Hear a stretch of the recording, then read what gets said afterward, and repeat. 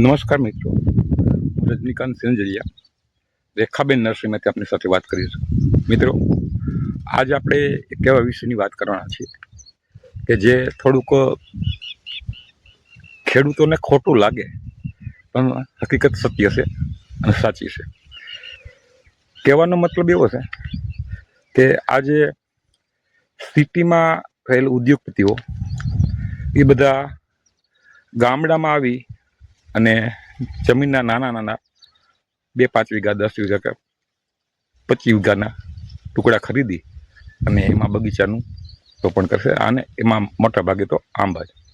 તો આપણે પણ એવું કરી શકીએ, પણ એ આપણા મગજમાં બેસતું નથી. તો મિત્રો, તમે આ પહેલી વાર હોય તો અમારી ચેનલમાં તેને લાઈક કરો, શેર કરો અને સબસ્ક્રાઈબ કરો, જેથી આવા અવનવા વિડીયાની માહિતી તમને મળતી રહે. તો મિત્રો, ચાલો આપણે આગળ વધીએ.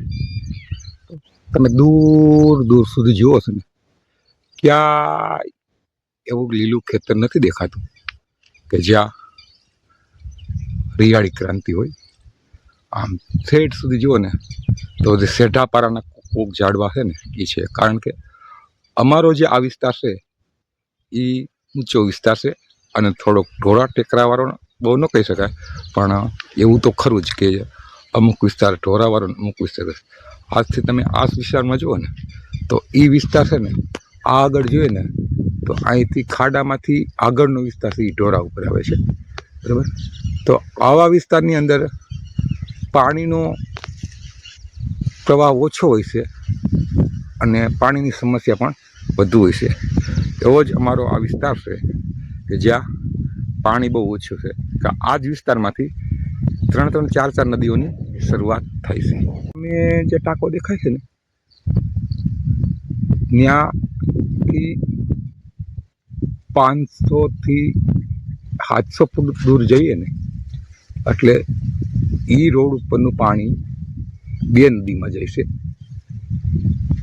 કે એ ટાંકાની પૂર્વ બાજુથી એ ભાદરમાં જાય અને પશ્ચિમ બાજુનું છે એ ઉબેણમાં જાય. ત્યાંથી એ જ ખૂણાની અંદર આગળ આવે તો એ ઉબેણિયા કરીને ગામ, રફાળિયા ગામનું છે, મહાદેવ ઉબેણિયા. ત્યાંથી ઉબેણ શરૂ થાય અને આગળથી 5 કિલોમીટર જઈએ તો ત્યાંથી ભોજન શરૂ થાય. અને ત્યારથી પછી આગળ જઈએ છીએ એ વિસ્તારમાંથી આપણે શેત્રુંજી નદી થાય જે ઉગમણી તરફ જાય છે. આવો આ વિસ્તાર એટલે સૂકો વિસ્તાર. સૂકા વિસ્તારની અંદર જો કોઈ પાક લેવો હોય તો એવા કે જે લાંબો સમય સુધી ટકી રહે અને ઓછા પાણીની જરૂરિયાત હોય એવા પાક લઈ શકાય. એમાંનું એક પાક છે એક આંબાના બગીચા. આંબાનો બગીચો એવો છે કે એની માહિતી હું તમને આપું તો તમને એમ જ થાય કે ખરેખર એવું હોતું છે ખરું? હા, એવું જ હોય છે. અને એની આવકમાં પણ ઘણી વખત આપણે હવે તક છે કે જ્યાં પાણી ઓછા છે. કારણ કે જે વિસ્તાર હતો એ ગીરમાં હવે બહુ જ જૂથ પ્રમાણમાં બગીચા રહ્યા છે અને હવે એની આવક પણ પૂરી થઈ છે. તો એ માટે આપણે પણ એક એવી શરૂઆત કરીએ જેથી આપને ભવિષ્યમાં ફાયદો રહે. તો કેવી રીતે રહે એ આગળ આપણે વાત કરું. મિત્રો, તમે આ જુઓ છો ને, આ આંબાનું થડ, એ આંબો છે ને, આ જોઈએ ને તો 35 વર્ષ જૂનો છે. એટલે 35 વર્ષ જૂનો આંબો છે ને એની આ વર્ષ હવે પૂરું થયું છે.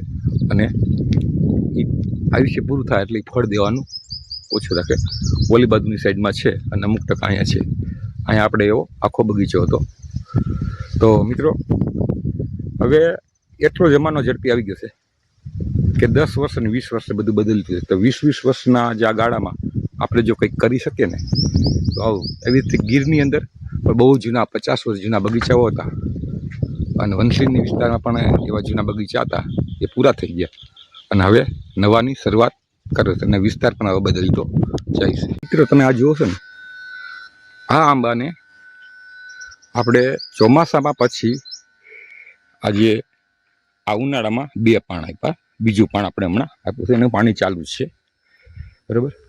આ બગીચાના 7 વર્ષ થયા છે, જે મોટા ઝાડ છે, બાકીના તો પાછળથી રોપેલા છે. હવે વાત એમ કરીએ કે નહિવત કેરી આવે તો તમને એક આંબો આ છે એ એક વૃક્ષ તો આપે ને આપે, અત્યારની આ ઉંમરને સાઈઝ પ્રમાણે જોઈતા. એમાં આ વર્ષે બહુ ઓછા ફળ આવ્યા છે, સુકાઈ ગયું છે. અને સપ્ટેમ્બર મહિનામાં વરસાદ આવ્યો એટલે એ બધું ફેલ થયું. પણ છતાંય જો અમુક આંબામાં હોય તો આપણે આજે વિચાર કરીએ, જાજુ નહીં, 50% નહીં, આપણે ગણતરી કરીએ છીએ આજે 25%ની. 25%ની ગણતરી કરીએ તો આપણે હાઈ ડેન્સિટીથી જો વાવેતર કરીએ તો 10x10 તો એની અંદર આપને 1 વીઘાની અંદર 175 ઝાડ થાય. 175 ઝાડવા થાય ને તો એ નબળા વર્ષમાં પણ જ્યારે આવો ખરી જતું હોય ત્યારે 175 ઝાડમાંથી આપણે એને ચોથો ભાગ કરીએ તોય 30 ઝાડ એવા મળે કે એમાં એકુક બોક્સ કેરી નીકળે. આ 30 ઝાડ છે, એકુક બોક્સ જેથી કેરી ન હોય તેના ભાવ હોય. આજે આપણે 1500 થી 1000 રૂપિયાનું બોક્સ મળે, વીઘે 30,000 છે ને આ રોકડીઓ પાક કહેવાય. ઓછામાં ઓછી ગણતરી કરીશ, બરાબર.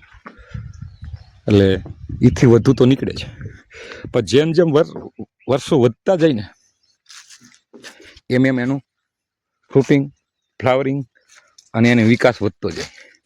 એમાં જો આપણે કટિંગ કરીએ તો આવી રીતે ઘેઘુર આંબા થાય. અને એની અંદર છુપાયેલી જે કેરીઓ છે ને એ કદાચ આપણે એક બોક્સ જાય છે એને બદલે 1 મણ નીકળે. એટલે 25%ની ધારણા રાખી અને તમે કામ કરશો ને તો આ આંબાની ખેતી ખોટમાં નથી. આ જે છે ને એ બધા કાળજી ગણના છે.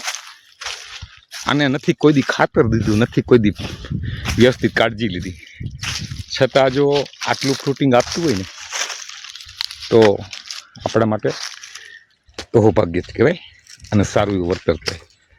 એટલે તમે જો જુઓ ને તો વળતર તો આંબાની અંદર છે જ, પણ આપણે એનું સાહસ કરતા નથી. આ તમે જોઈ રહ્યા છો, ઓછા ફળશે પણ છતાં એની અંદર કંઈક ને કંઈક વિકાસ આવે છે. ઓછા ફળ હશે ને તો મિત્રો એની અંદર છે ને તમને ક્વોલિટી સારી મળી. વધુ ફળ હોય ને તો ફળ નાના રહીએ, ક્વોલિટી સારી ને તો એના ભાવ પણ સારા મળે. એટલે આપણે હંમેશા છે ને કે રિયલી છે ને એ જ બતાવવાનો પ્રયત્ન કરીએ છીએ. આપણે આ છેડાના આંબામાં જ આવેલા છે, અહીંયા કેરીઓ છે, બરાબર.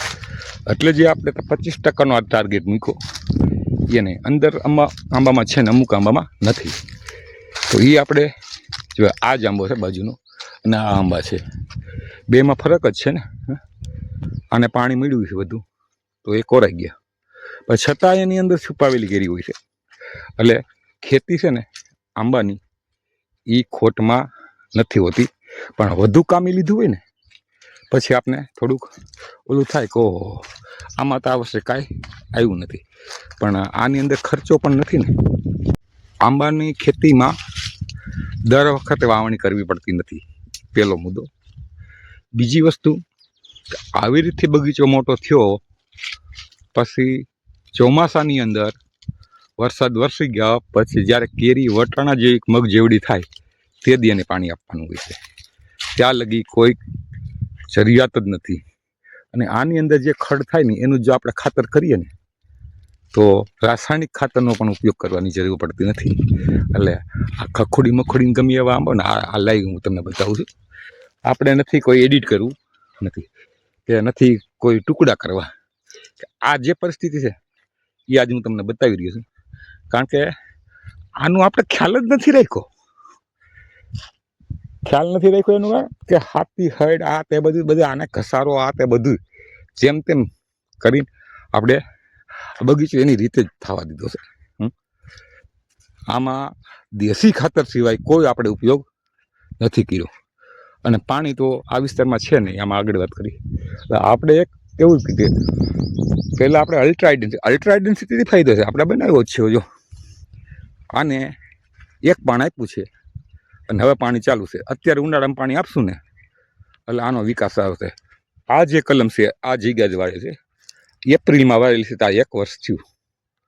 તો મોટા મોટા જેટલા આંબા છે ને આમાં બધા એપ્રિલમાં, પછી પાછા બીજો રાઉન્ડ જૂનમાં વારેલો હોય. તો તમારો બગીચો છે ને આ તમારો એક બગીચો 3 વર્ષમાં તૈયાર થઈ જાય. ત્યાં સુધી પાણીની ખાસ જરૂરિયાત રહે છે. એટલે ઓછા ખર્ચની ખેતી એટલે આંબાનો બગીચો.